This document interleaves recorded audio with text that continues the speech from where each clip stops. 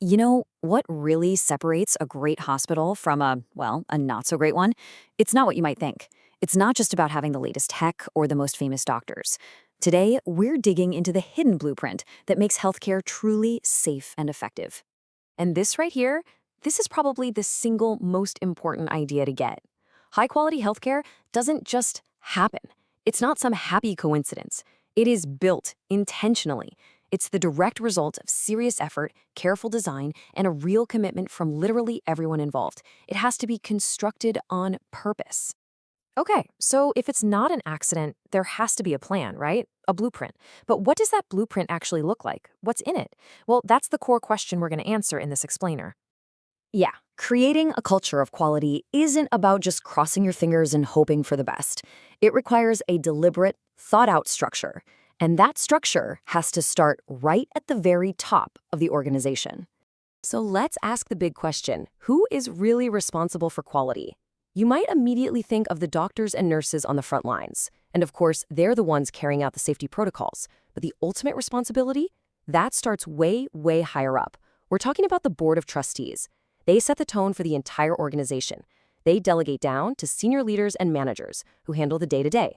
It's a chain of command for safety, where every single link is absolutely crucial. But beyond the formal charts and job titles, there's something much, much more powerful at play. It's the invisible foundation of the entire organization. It's culture. So what is organizational culture really? It's the unwritten rules, the shared beliefs. It's the way we do things around here. I like to think of it as the soil in a garden. It can either be rich, fertile ground where safety and quality just naturally grow, or it can be toxic soil where mistakes and negligence are the only things that take root. Okay, now this is where it gets really fascinating. Because culture has layers. On the surface, you've got the stuff you can actually see, the observable behaviors, like how nurses hand off patient information. Go a layer deeper and you find the shared values, like a commitment to using the best scientific evidence. But the real power, the engine, is at the core, the common assumptions. These are the things so deeply ingrained, nobody even questions them anymore. And that's where the real magic, or the real danger, is hiding. All right, so if culture is this huge, invisible foundation, how on earth do you make it visible? How do you manage it? Well, you need a plan, a real document, that serves as the official architectural plan for quality. And this is it, the Quality Management Plan. Now, don't let the name fool you. This isn't just more paperwork to file away. This is the organization's promise written down. It's the formal blueprint that says exactly how they will measure performance, how they will assess their progress, and, most importantly, how they're going to make improvements. This is what turns vague good intentions into concrete action. We know culture matters, but what does a good one actually look like compared to a toxic one? Let me tell you, the difference is like night and day. First, let's just define our goal here. A high-performing healthcare organization isn't just a place that avoids mistakes. It's an organization that is actively committed to success and continuously produces outstanding results. It's about being proactive, not just reactive. And here is that stark contrast. In a high-performing culture, a nurse who spots an error feels totally safe reporting it because they know it's an opportunity to make the system better for everyone. Teamwork is just the default setting. Now, look at the toxic side. Here, that same nurse keeps their mouth shut because they're afraid of being blamed. Trust is gone. People start cutting corners to save a few bucks or a few minutes. Cynicism just hangs in the air, and suddenly, patient safety is no longer priority number one. So that's the million-dollar question, right?